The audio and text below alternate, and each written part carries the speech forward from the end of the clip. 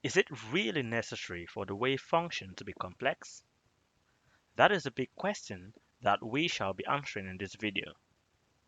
The wave function of psi is written as e to the power I times kx minus omega t.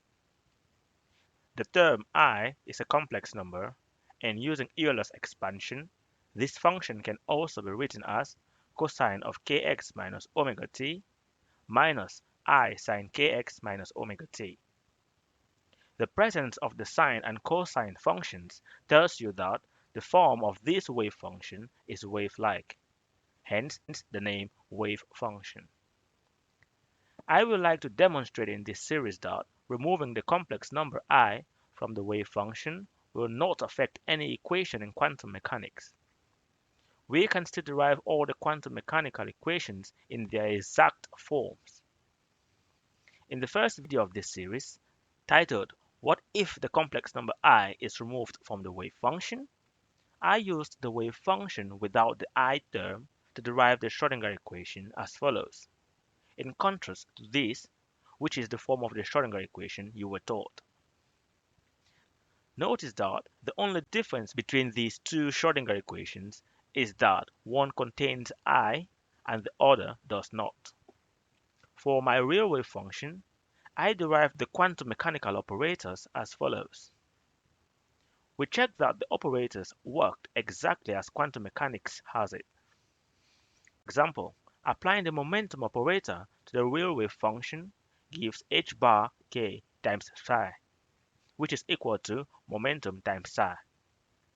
So, it tells you that the momentum of a particle is the eigenvalue of the momentum operator as expected. You can try for the energy operator yourself as well, and see that my operators work exactly like the ones gotten using the complex wave function.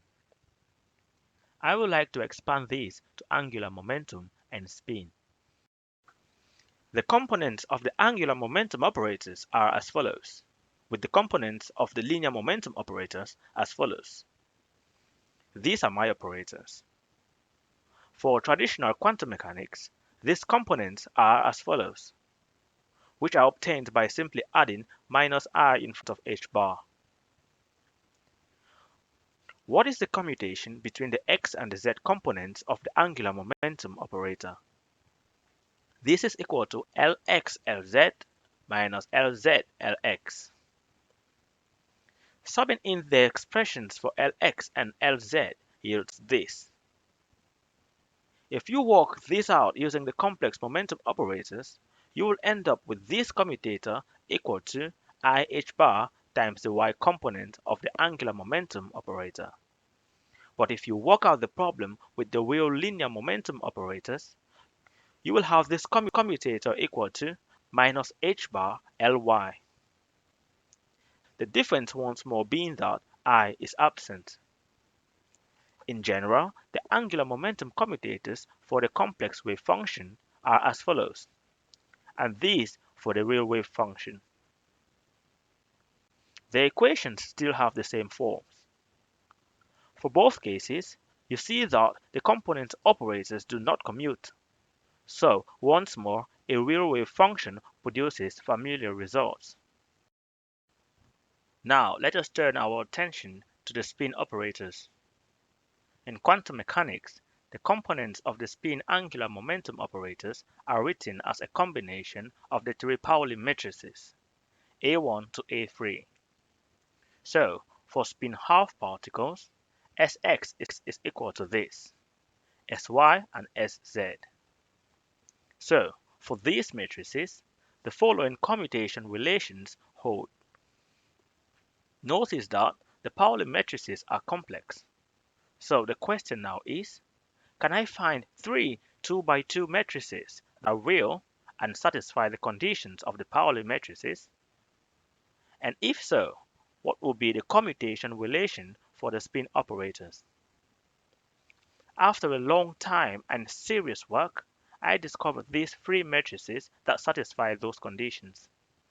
So, for spin half particles, we have the following spin angular momentum operators. Now, what is the commutation of Sx and Sy? This is equal to Sx Sy minus Sy Sx. Subbing in the matrices and simplifying yields minus h bar Sz. You can pause the video and look at the solution. The other commutators by the same approach are as follows. These equations also have the same form as those from the complex wave function. So now, in your opinion, do we still really need to use the complex wave function, or can we simply just use the real one that can still produce all the quantum mechanical equations? Share your thoughts in the comment section below. In the next video, we will look at how we can use these newly discovered real Pauli matrices to generate the four 4x4 matrices of the Dirac equation, and also derive the Dirac equation with our real wave function. It is important you subscribe so that you will be notified when the video is uploaded, and hence able to follow up on the developments of this new approach to quantum mechanics. See you in the next video.